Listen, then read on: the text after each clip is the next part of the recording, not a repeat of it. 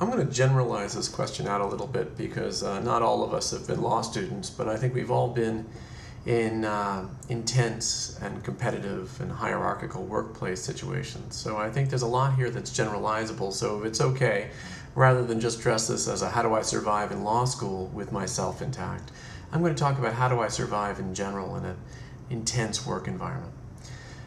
The first way to look at this is to realize that there's more to life than just working, and I think that's really critical. I think this goes all the way back to Freud, this conception that there are really three components to life, that there's playing and working and loving.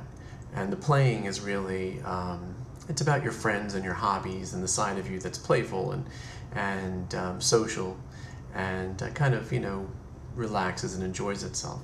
And then there's the working part, which is, of course, what we're talking about today. The productive you, the you that's in a work environment, the competitive you.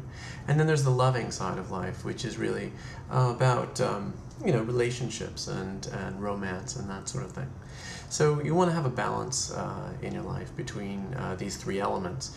If work is swallowing all your time and swallowing all of your thoughts, you need to fight back a little bit. You need to carve out time to spend with your friends and make that support system of friends really critical, and that's the playing element in your life. And if you do have a partner, I think it's very important to have this support from this other person with whom you have some history, a person who doesn't, isn't so involved in your work life, someone from another part of you, another element of who you are.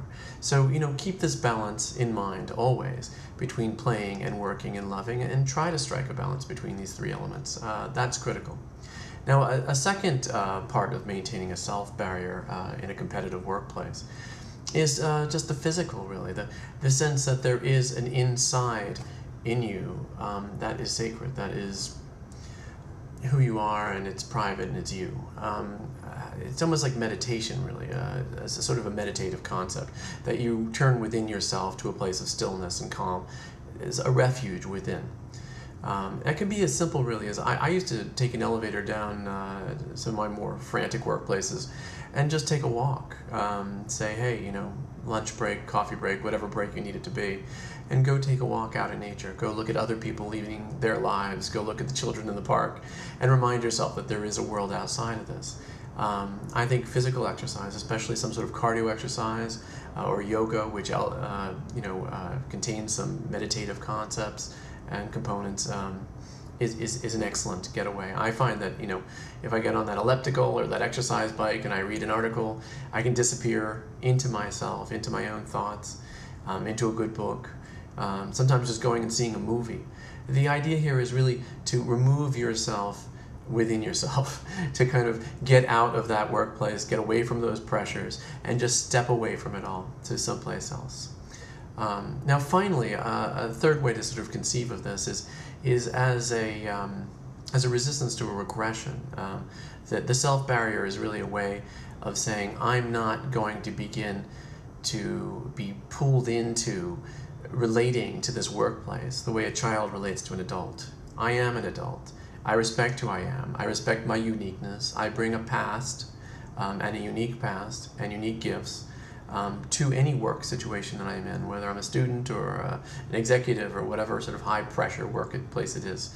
And as a part of that, I'm not going to allow my review, my grades this semester, comments from my coworkers to become a referendum on my worth as a person. I have a sense of self that is intact. I have a belief in my own uniqueness. That barrier is really a way of drawing sort of a circle around yourself and saying, what's in here is mine. And I'm going to have a dialogue with what's outside of that self-barrier, but I'm not going to have it become so porous that I lose my sense of myself and I forget who I am. And you are, like everyone else, unique, and you are valuable. And if you're forgetting that, then there's a problem, and you need to remember yourself and begin to take care of yourself. And that's what this whole self-barrier concept is really about.